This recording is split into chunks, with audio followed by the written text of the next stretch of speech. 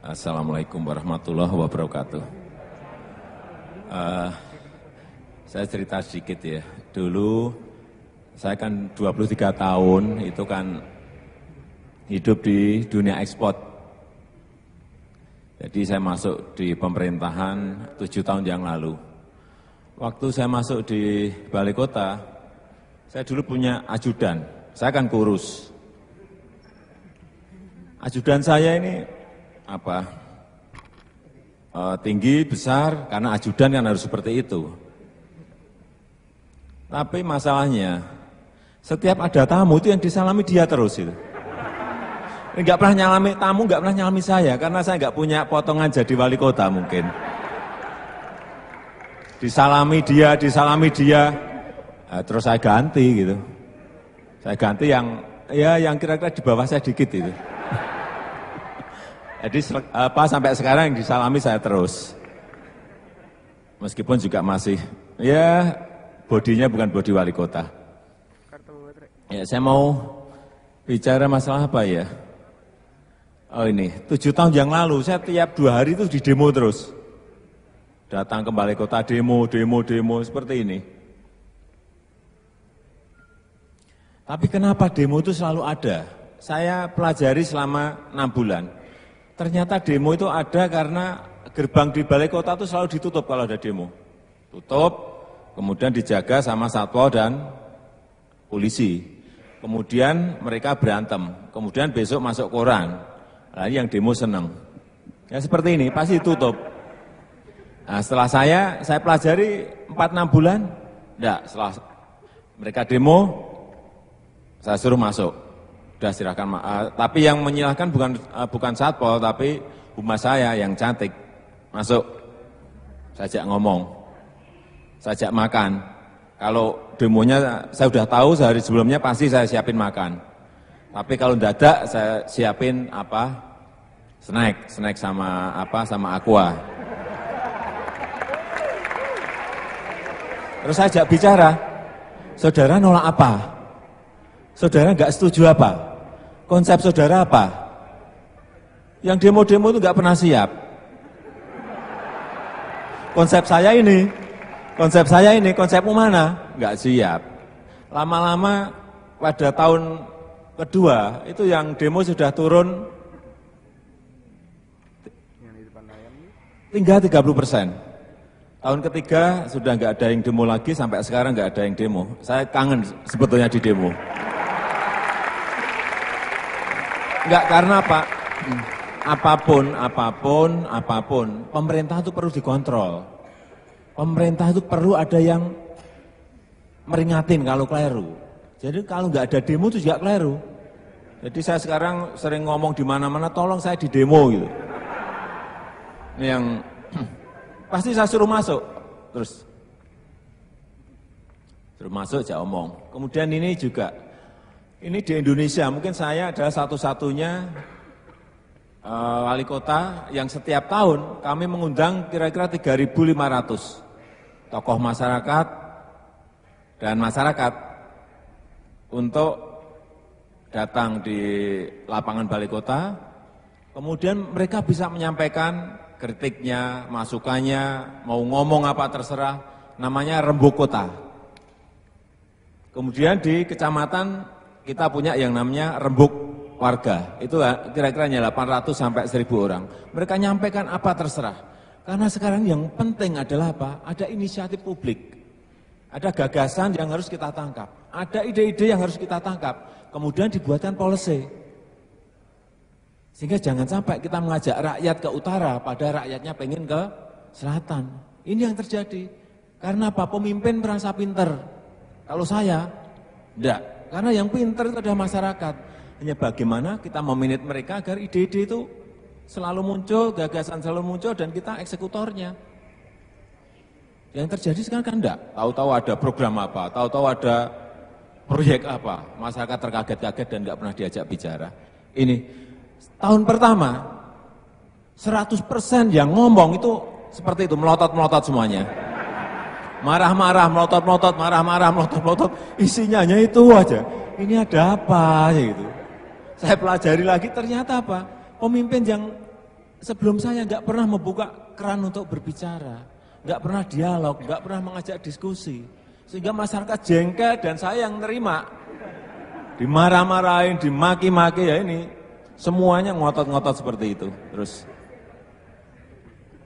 Tapi setelah saya melakukan perubahan-perubahan KTP, perizinan, sama.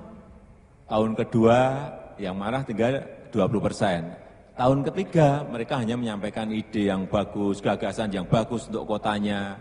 Kemudian ada input-input yang baik untuk kotanya. Setelah dibuka seperti itu, tapi pertama 100% marah-marah semuanya. Tahun kedua tinggal 20%, tahun kita sudah enggak ada.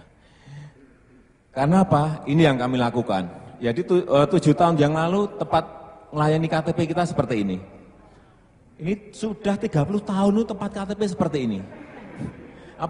Yang untuk tempat tunggu itu kursinya gembreng itu, Gembreng. Gembreng itu ya? Kursi seng ya. Kursi seng hanya satu seperti itu. Kemudian kalau ngurus KTP itu 3 minggu, 2 minggu tergantung amplopnya. Kalau mau cepat 50.000 ya bisa 2 minggu. Kalau mau 100.000 bisa seminggu. Tapi yang normal ya 3 minggu. Kemudian saya panggil programmer. Saya tanya, saya pengen KTP paling cepat berapa? Programmer mengatakan ke saya, bisa Pak Jokowi 8 menit. Saya kaget juga, dari 3 minggu 8 menit. Nah ini penduduk saya kan bingung semuanya. Enggak aja. Saya ngomong ke masyarakat, sekarang ngurus KTP 1 jam. Saya sampaikan seperti itu. Kemudian saya kumpulkan, lurah, camat, kepala dinas saya kumpulkan. Mulai hari Senin, entry data, program sudah saya siapkan. Saya ngumpulin lurah, camat, sama kepala dinas. Ini ada 3 lurah, ada 1 camat, ada 1 kepala dinas. Wah nggak mungkin Pak, di dalam rapat itu ngomong. Nggak mungkin Pak, masa 1 jam, paling nggak 3 hari Pak. Ada yang satunya, paling nggak 4 hari Pak. Yang 2, paling nggak 2 hari Pak. Ada sistem baru, ya kan? Birokrasi PNS nggak mau masuk ke sistem itu. Yang ngomong itu tadi, besoknya langsung saya copot. Langsung saya copot. Karena apa? Niat saja tidak punya, apalagi menjalankan sistem.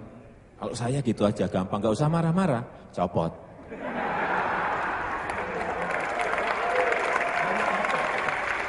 Nah ini, dari tempat yang tadi sebelumnya, yang ini setelahnya. Kayak bank, tempat pelayanan KTP kayak bank, terbuka, transparan, bayarnya sesuai dengan perda 5.000 dan 1 jam jadi. Tunggu 1 jam jadi. Tapi kalau nggak antri sebetulnya ya datang nama, enter, berikan. Ini ada, dan ini kita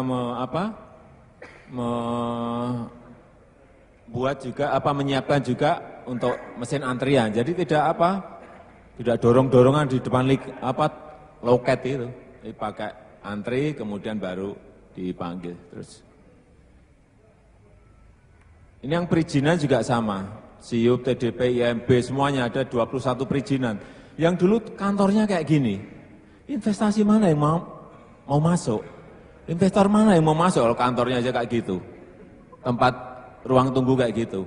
Dan jadinya kalau minta izin, misalnya saudara datang, ini 7 tahun yang lalu, minta izin itu. Saya alami dulu, 23 tahun yang lalu. Minta izin, jadinya 8 bulan, 6 bulan, 4 bulan, gak jelas itu. Saya panggil programmer lagi, berapa bisa, paling cepat. Pak, 1 hari sampai 6 hari. SIUP TDP bisa paling cepat 1 hari, IMB yang paling lama 6 hari. Oke, saya kumpulkan lagi dinas-dinas. Ada 2 lagi ya, wah Pak, sulit ini. Ya, besok copot lagi. Dari yang seperti ini, kemudian seperti ini. Jadi kayak bank yang layani pakai jas dan jasi, bisa ngomong good morning, good afternoon, bisa ngucapin selamat pagi, selamat siang. Yang paling penting tidak pakai seragam PNS yang hijau-hijau itu. Ini pakai jas jasi, kelihatan profesional, tapi mereka PNS. Dan yang saya pakai ada yang muda-muda, setahun 2 tahun baru jadi PNS. Karena apa? Saya harus mencuci otak agar bisa melayani, agar bisa ngucapin selamat pagi, selamat siang, dan yang paling penting adalah melayani masyarakat dengan cepat, sehari sampai 6 hari. Ada touchscreen-nya seperti ini, syaratnya jelas, uang yang harus bayar juga jelas, di situ ada semuanya. Kemudian selesai berapa hari juga jelas. Ini transparansi. Saya kira zamannya seperti ini enggak musim lah ya. Izin masih ditulis pakai tangan. 6 bulan, 8 bulan sudah lupakan seperti itu. Terus. Kemudian saya juga niru kartu kredit. Dulu waktu saya 7 tahun yang lalu waktu jadi wali kota, itu setiap pagi itu ada 30 sampai 40 warga yang datang di depan kantor itu. Ada anaknya sakit, nggak bisa masuk rumah sakit. Ada bapaknya sudah sakit di rumah sakit, nggak bisa bawa pulang, nggak bisa bayar. Ada ibunya sakit, nggak bisa bawa rumah. Banyak sekali, hampir setiap hari 30-40 warga yang datang. Karena mereka betul-betul nggak mempunyai kemampuan. Saya sedih dan itu harus kita selesaikan dengan dengan kasus per kasus. Tapi menurut saya itu bisa terselesaikan kalau ada sistem. Setelah 2 tahun kita berpikir, godok, akhirnya ketemu ini, program yang namanya PKMS. Jadi pemeliharaan kesehatan masyarakat Surakarta, masyarakat Solo. Ada yang gold, ini kayak kartu kredit. Ada yang kartu gold, ada yang kartu silver. Kalau kartu kredit yang gold kan yang kaya. Kalau yang ini yang gold yang paling miskin. Jadi sekarang di Solo ini sudah 76% dari penduduk yang sudah pegang ini. Silver dan gold.